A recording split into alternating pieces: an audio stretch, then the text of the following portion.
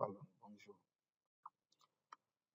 Je disais, lorsqu'une personne veut se faire inscrire à l'Université du Monde, grâce à notre plateforme, il va devoir se connecter à la plateforme. Pour se connecter, j'ouvre le navigateur. À partir du navigateur, comme on a utilisé l'hébergement local, je vais taper localhost, puis j'écris le nom de notre application qui est IDEM Academia. IDEM Academia comme ça. Et puis, je vais valider. Directement, il sera redirigé vers notre écran d'accueil. Vers l'accueil, précisons. Nous, là-bas, nous avons à propos, c'est pour voir les informations concernant l'université, les domaines et filières. Lorsque vous cliquez là-bas, vous avez les informations par rapport à chaque domaine et ses filières. Il y a contact de l'autre côté aussi. Si la personne veut entrer en contact avec l'université, nous avons admission pour l'inscription. Il va devoir cliquer sur admission ici. Lorsqu'il clique sur l'admission, on lui demande de créer un compte. Il va devoir introduire son nom. Les noms, par exemple, je prends Voilà, je crée par exemple Josie. Prénom, Grady par exemple. Email,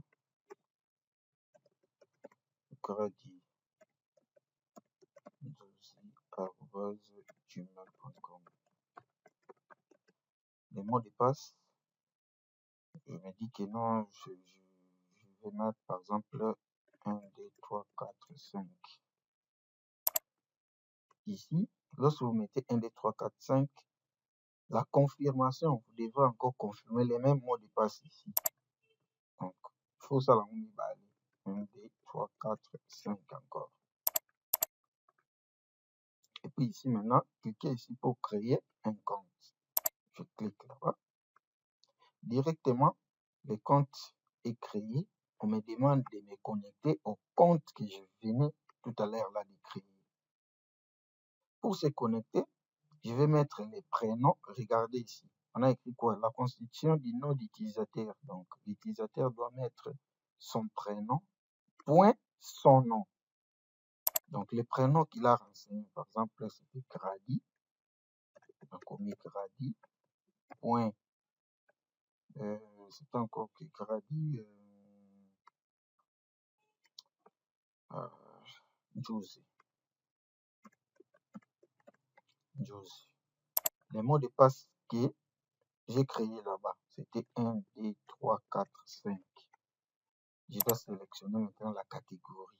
Il est de quelle catégorie? Comme c'est un étudiant, je clique là-bas sur étudiant. Je viens me connecter. Clique se connecter. Directement, je suis redirigé sur les tableaux de bord de l'étudiant. Du coup, là-bas, nous avons la notice, comment procéder l'inscription. Il y a le remplissage du formulaire et puis préparer les documents à importer. Entre autres, vous allez seulement lire là-bas. Pour maintenant passer à l'inscription, il va devoir cliquer là-bas, commencer l'inscription, soit il vient ici, s'inscrire. Je peux cliquer ici. Du coup, j'ai la fenêtre d'inscription. Je dois introduire ces informations personnelles. Les noms, par exemple, j'avais dit Josie. Post-nom, par exemple, Juice encore.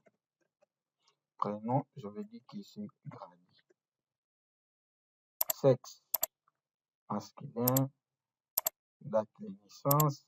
Email, on avait écrit quoi? gradinjuicy.com. Téléphone, je peux inventer téléphone. Adresse, j'invente, je suis pas là.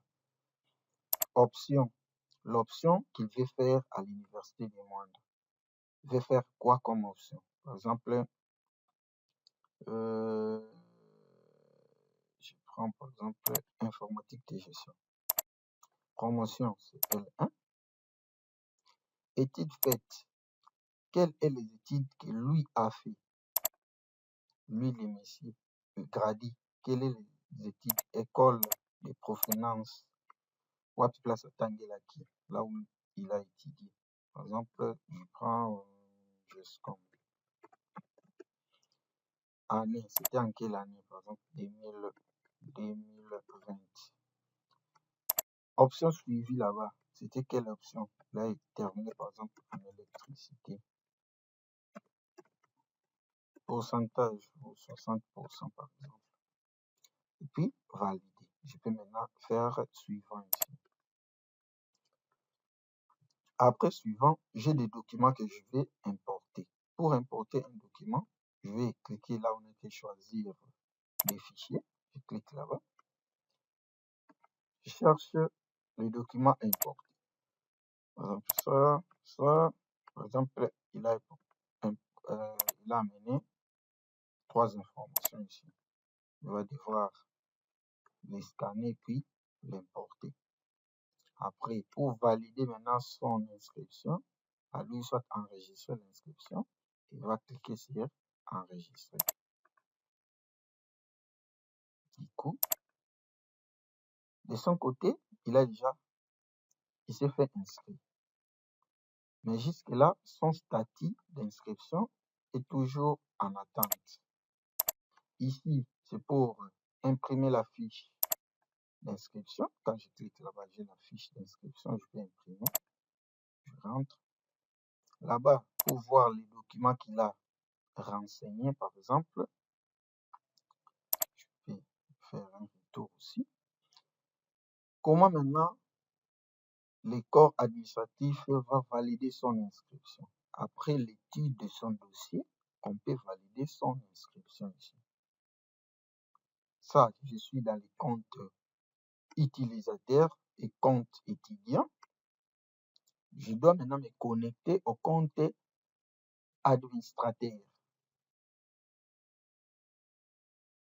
Je peux rentrer au tableau de bord. Vous allez même voir ici au tableau de bord, on a dit que l'inscription est en cours. On a donné ces informations, c'est en attente. Là, je peux télécharger la fiche d'inscription, voir les documents, ainsi de suite. Je dois me déconnecter. Pour se déconnecter, je viens ici sur la photo, je clique là-bas, je viens déconnexion. On me renvoie ici. Maintenant, pour les comptes administrateurs, vous allez prendre ces comptes ici. Penzao, des comptes administrateurs. Penzao, tu prends et puis tu vas taper le mot de passe. C'est 1, 2, 3, 4, si je ne me trompe pas. Et puis catégorie, comme c'est un administrateur, vous allez prendre corps administratif. Ce n'est pas un étudiant.